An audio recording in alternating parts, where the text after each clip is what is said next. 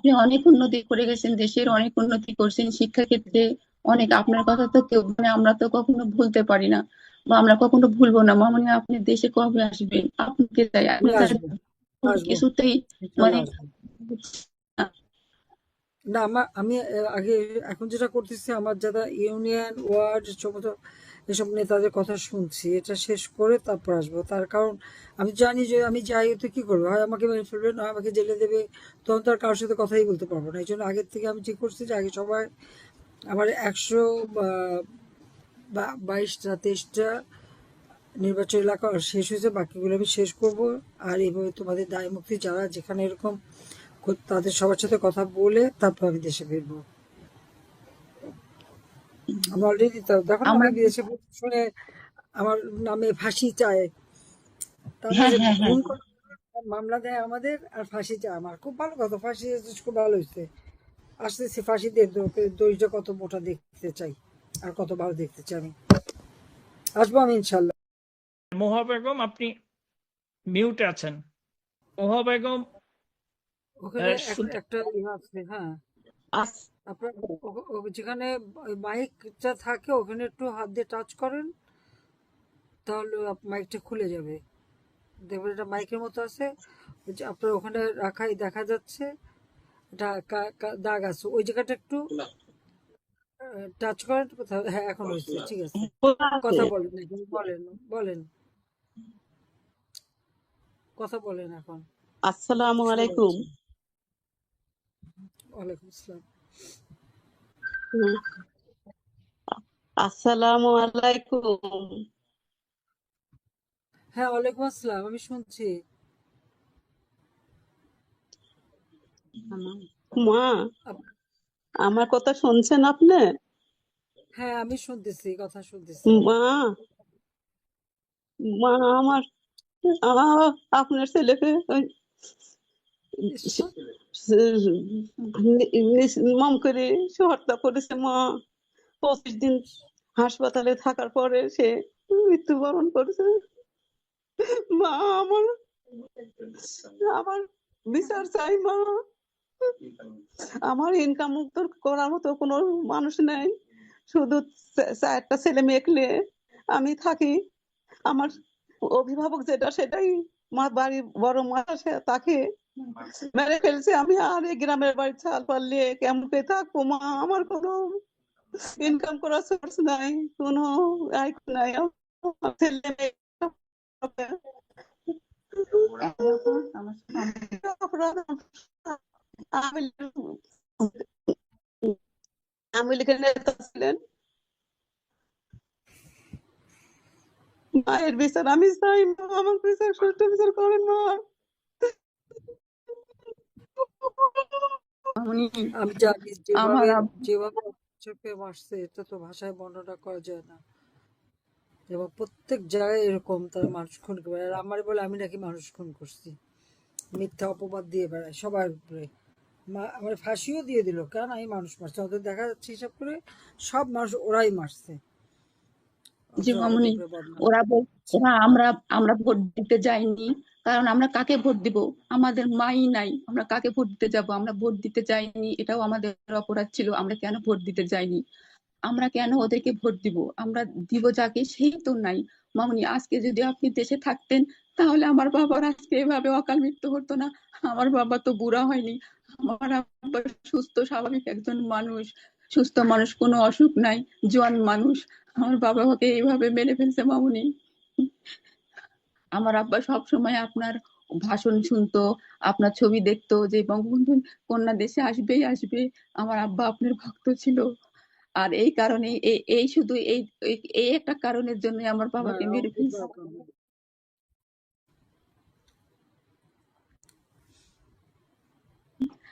আমার- যা হারাইছো তা তো আর পাবো না, আপনি আর এদের দিতে ফাঁসি পারবো দিয়ে না। দেন।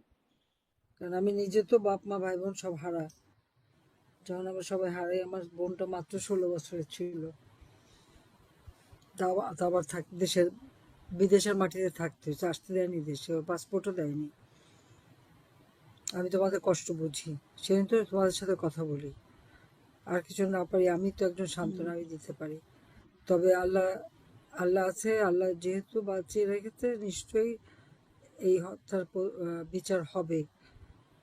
আমার বাবা মা ভাই বোনের হত্যার বিচার করতে আমার 35 বছর সময় লাগছে।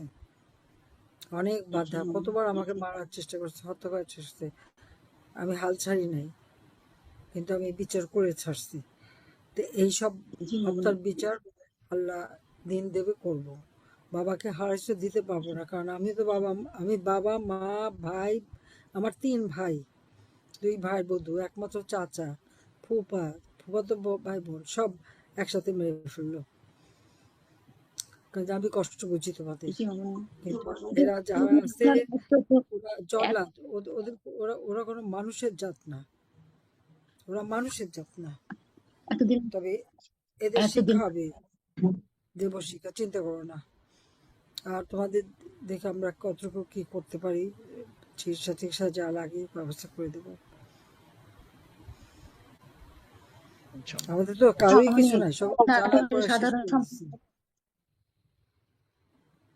নাটোরের সব। হচ্ছে হ্যাঁ সাধারণ বলো। সম্পাদক হ্যাঁ ভাই, এই নাটোরের সাধারণ সম্পাদক ইমরান সোনার ভাই আচ্ছা, আপনার খবর দিচ্ছে। স্টুডেন্টদের তো পড়াশোনা করতে দেয় না, আমাদের ছেলে পেলে ওরা পড়াশোনা করতে পারবে না, আর ওরা সব গাদা গরুগুলি পড়বে। জি মামুনি, আপনি অনেক উন্নতি করে গেছেন, দেশের অনেক উন্নতি করছেন শিক্ষা ক্ষেত্রে। অনেক আপনার কথা তো কেউ মানে আমরা তো কখনো ভুলতে পারি না, বা আমরা কখনো ভুলবো না। মামুনি, আপনি দেশে কবে আসবেন? আপনাকে চাই, আমি আপনি ছাড়া আসবো, কোনো আসবো, কিছুতেই মানে ইনশাল্লাহ আসবো। না আমি আগে, এখন যেটা করতেছি, আমার যারা ইউনিয়ন ওয়ার্ড সমস্ত এসব নেতাদের কথা শুনছি, এটা শেষ করে তারপর আসবো। তার কারণ আমি জানি যে আমি যাই তো কি করবো, হয় আমাকে মেরে ফেলবে, না আমাকে জেলে দেবে, তখন তো আর কারোর সাথে কথাই বলতে পারবো না। এই জন্য আগের থেকে আমি ঠিক করছি যে আগে সবাই আমার 122টা 23টা নির্বাচন এলাকা শেষ হয়েছে, বাকিগুলো আমি শেষ করব। আর এইভাবে তোমাদের দায় মুক্তি যারা যেখানে এরকম তাদের সবার সাথে কথা বলে তারপর আমি দেশে ফিরবো। আমি অলরেডি দেখো না, আমরা আমি বিদেশে শুনে আমার নামে ফাঁসি চায়, তারা হ্যাঁ যে হ্যাঁ হ্যাঁ খুন করে মামলা দেয় আমাদের, আর ফাঁসি চায় আমার। খুব ভালো কথা, ফাঁসি এসেছে, খুব ভালো হয়েছে। আসতেছি ফাঁসি দিয়ে দড়িটা কত মোটা দেখতে চাই, আর কত ভালো দেখতে চাই আমি। আসবো আমি ইনশাল্লাহ। আহ, আমরা ধন্যবাদ। 3 ভাই, 4 ভাই বোন, আমরা পড়াশোনা করি হুম, জি, ধন্যবাদ। ওকে, সবাই। আমরা wait করবেন, কথা বলছি। জি, ইনকামের ধন্যবাদ। সোর্স তো নাই মামুনি, আমাদের একটা ইনকামের সোর্স ছিল, তাও সেটা আমার বাবা। এইভাবে আমার বাবাকে মেরে ফেলছে মামুনি। হুম, আমরা কিভাবে চলবো মামুনি? ধন্যবাদ। আসসালামু আলাইকুম। ওয়ালাইকুম আসসালাম। আমার একটাই ভাই, আমাদের ইনকামের কোনো লোক নাই। আমরা, আমার বাবাও মারা গেছে। আমরা আমার ভাইয়ের বিচার চাই, তাদের মৃত্যুদণ্ড চাই। আপনি আমাদের সহযোগিতা করেন। হ্যাঁ নিশ্চয়ই করবো।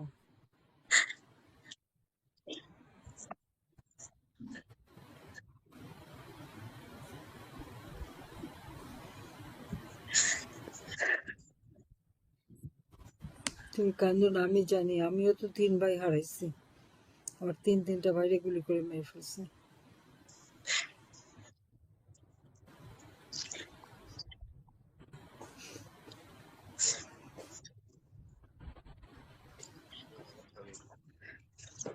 এরকম এটা কতজনের যে লাশ ফেলে দিচ্ছে, সবার লাশ তো উদ্ধারও হয় নাই।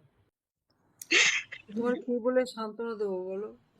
তুমি যা হারাইছো তত ফেরত দিতে পারো না। মেয়ে দুটোকে মানুষ করতে হবে, দেখতে হবে, আমরা আছি, অবশ্যই যতটুকু পারবো করবো। তুমি কেন না মা, আল্লাহ কাছে দোয়া করো, এ বিচার হবে একদিন, সময় লাগলেও বিচার হবে। এত অন্যায় কোনোদিন আল্লাহ সইবে না। এরা মানুষ না, সব জানোয়ার। জানোয়ারের একটা ধর্ম আছে, এদের তাও নাই। হবে আমার বিচার হবে, বিচার হবে, দুইটা আপনি চিন্তা করেন না। হুম, আর ওই জন্য তো আমি আসবো। আপনি নিয়ে আমি এই কিভাবে থাকবো বাবা? ইনশাআল্লাহ। কত মায়ের বুকরা খালি করে, কত বোনকে বিধবা করে, কত সন্তানের পিতারা করে, কত লাশ এভাবে আওয়ামী লীগের নেতাকর্মী মেরে যে লাশ গুম করছে তার হিসাব নাই। আর যত মিথ্যা অপবাদ আমাদের বিরুদ্ধে দিয়ে বেড়ায়।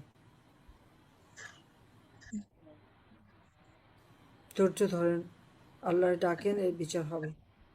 বিচার আল্লাহ দেখতে চাই, আল্লাহ দেয় না। আমার হবে, দেখবেন ভাই দেখবেন ফাঁসি আজ চাই। আজ হোক কাল হোক বিচার হবে। চিন্তা আমি আমি বলতেছি আজ হোক কাল হোক বিচার হবে। ইনশাআল্লাহ। ধন্যবাদ। ধন্যবাদ আমার মাননীয় নেত্রী। আপা, শুনে না পা, আমাদের কোনো ইনকাম নাই। আমার একটা ছেলে আসলে টাকমারি এলাকা, আর কোনো ইনকামের লোক নাই আমার। আমি কিভাবে ছেলের বউকে নিয়ে নাতিনকে নিয়ে কিভাবে থাকবো, কিভাবে চলবো, এই পদ্ধতি আমার নাই, বুঝছেন? আমি খুব হ্যাঁ, আমি কষ্ট। শুনছি, আমি দেখি কি করতে পারি আর কি, যে কিছু করার চেষ্টা করব। আমাদের তো কিছু নাই, সব লুটপাট করে নিয়ে গেছে, সব ভেঙে চুরে আগুন দিয়ে জ্বালায় টালায় দিয়ে শেষ। সেটা আমাদের আসলে অনেক প্রবাসীরা আছে, সাহায্য করে। আমি জানাবো, ওরা যেটুকু পারো করবে। বাচ্চাদের পড়াশোনার জন্য যা লাগে ব্যবস্থা করাবো, চিন্তা করেন না।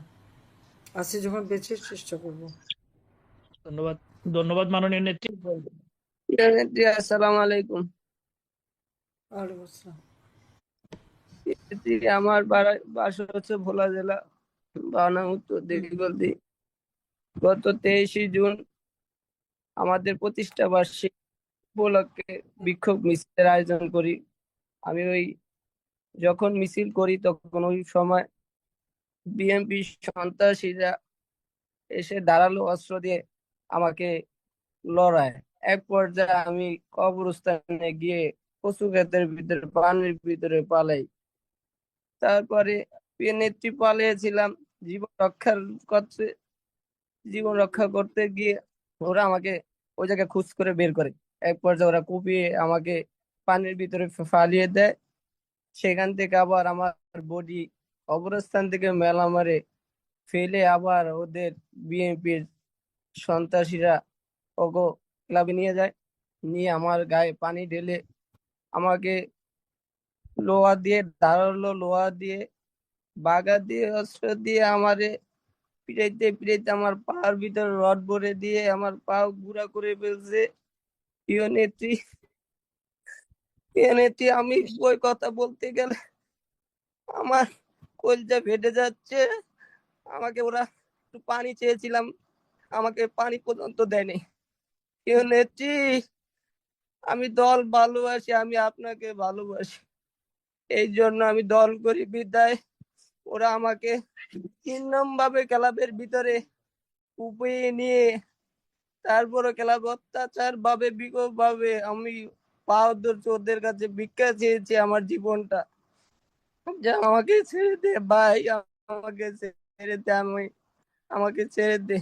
ওরা বলছে তোর আমার যদি আর 10টা মিনিট হতো আমার জীবন বাঁচানো সম্ভব হতো না। প্রিয় নেত্রী, প্রিয় নেত্রী, আমার মা বাবা যখন প্রশাসন নিয়ে যায় তখন ওরা আমার মাকে হাত দেয়, আমার মা ভাইকে পিটায়, আমার খালাকে নানুকে পিটায়। তখন এক পর্যায়ে পুলিশের সামনে কিছু করার ছিল না, পুলিশ দাঁড়িয়ে শুধু দেখছিল। প্রিয় নেত্রী, আমাকে ভোলা হসপিটালে নিয়ে যায়, তাৎক্ষণিক আমাকে নিয়ে যায়, নিয়ে যে চিকিৎসা করার অবস্থা বরিশাল নিয়ে গেছে। বরিশাল আমার চিকিৎসা করায় নাই। প্রিয় নেত্রী, আমার পাও খুবই অবস্থা খারাপ ছিল। এক পর্যায়ে আপনার আপনার ডাক্তার ইশতিয়াক আহমেদ স্যার, উনি অসংখ্য ধন্যবাদ প্রিয় নেত্রী, আপনার মাধ্যমে আপনার আমার চিকিৎসা করার ব্যবস্থা করে। প্রিয় নেত্রী, আমাকে নিয়ে আমার পায়ের অপারেশন এবং আমার পিঠে কোপ আছে, আপনি দেখতে পারবেন। আমার পাও আমার পায়ের অবস্থা খুবই খারাপ, আমি উঠে বসতে পারি না, শুয়ে শুয়ে কথা বলতেছি। প্রিয় নেত্রী, আমাকে অনেক আচ্ছা, হ্যাঁ আমি জানি, কষ্ট, আমার বলছে। আমার জীবনটা নেত্রী বুঝে বলতে পারবো না। আমি ওই প্রোগ্রাম করতে গিয়ে আমার জীবন আজকে বিকল্পর বাইরে। আমি দল ভালোবাসি বিদায় আজকে তারা আমারে বলছিল ডেড বডি ফেলে দিও, ওরা 10টা মিনিট হলে আমাকে জীবন আর বাঁচাতে দিত না। এরপর যে আমার মা গেলে মারে মারে, আমার বোনের মার, আমার নানুর গায়ে পর্যন্ত হাত দেয়, আমার ভাইয়ের গায়ে পর্যন্ত হাত দেয়। তাৎক্ষণিক প্রিয় নেত্রী বরিশাল থেকে জগন্নাথ বিশ্ববিদ্যালয়ের ছাত্রলীগের সভাপতি, আমাদের ভোলা ছাত্রলীগের সভাপতি রায়ান ভাই, শাকিল ভাই, সম্রাট ভাই সহ আমাকে পঙ্গু হসপিটালে আপনার ডাক্তার আমাকে নিয়ে চিকিৎসা করে প্রিয় নেত্রী। আমি তখন এখন একটু মোটামুটি কোন রকম সুস্থ আছি। আমার না, তোমার আমার চিকিৎসা চলবে, চিন্তা করো না তুমি, তোমার চিকিৎসা চলবে। প্রিয় হ্যাঁ, নেত্রী, চিকিৎসা চলবে। প্রিয় নেত্রী, আমি একটাই কথা বলতে চাই। আমার একটাই কথা, আমি যতদিন বেঁচে আছি আমি আপনার জন্য মরণ জন্য প্রস্তুত আছি। আমি আপনাকে যতদিন বাংলাদেশে আমরা না আনতে পারবো ততদিন পর্যন্ত মরণ বুকে নিয়ে রাজপথে ছিলাম এবং ভবিষ্যতেও থাকবো। আমার আম্মা একটু আপনার সাথে কথা বলবো, প্রিয় নেত্রী একটু কথা বলেন। তুমি সুস্থ হও, তুমি সুস্থ থাকো, একটু শান্ত হও, তুমি শান্ত হও। তোমার আমার চিকিৎসা চলতে হবে, চিকিৎসার অসুবিধা হবে না, সে ব্যবস্থা করবো আমি। প্রিয় নেত্রী, আমার আম্মা একটু কথা বলবো, একটু কথা। হ্যাঁ মা বলেন।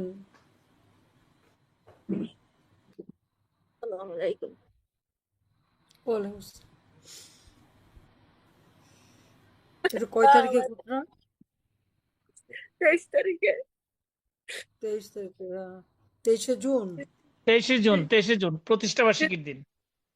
ও, সেদিন এই ওরা নিয়ে আমার ভিতরে হাতকে দিয়ে ভাত খেতে বসে,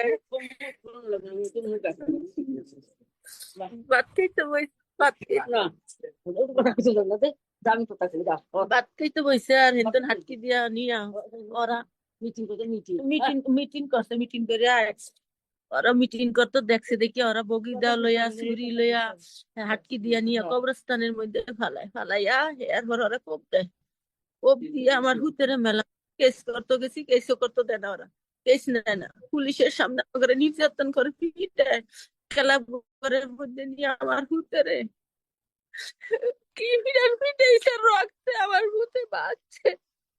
আমার ভিতরে এত বড় অবস্থা আমরা বলা নিয়ে পুলিশের সামনে হ্যাঁ মানে রক্ত হইতে পরে বরিশাল নেই জিনিয়া হালাইতেছি। ব্যবসার কোনো তো চিকিৎসা করে না, ডাক্তার আইয়ে না, চায় না। বিএমপি আমরা বলে আমি বিএমপি করে, বিএমপি এলারা কয়।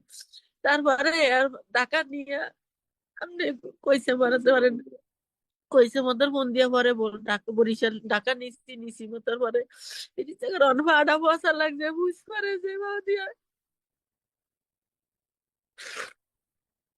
আপনি আসেন দেশে, আপনি বিচার করেন। মাননীয় নেত্রী, আপনি শুনতে পাচ্ছেন?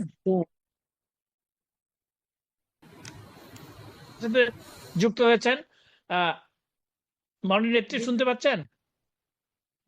হ্যাঁ আমার বিদ্যুৎ চলে গেছিল। জি, আমরা বুঝতেছিলাম। জি, এবার বলেন, আপনি বলেন। ঝড় বৃষ্টি হচ্ছে এখানে, সেই জন্য মাঝে মাঝে এরকম হয়। আশিকের নানু বলতেছিলেন, আপনি একটু বলুন।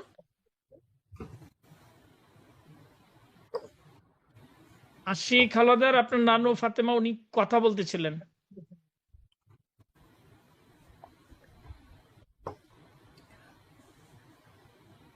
আশিক হাওলাদার আছেন? নিজেদের আনমিউট করুন আশিক। ঠিক আছে, না থাকে ঠিক আছে, আরেকজনকে দাও। আমরা পরের জনের কাছে যাচ্ছি।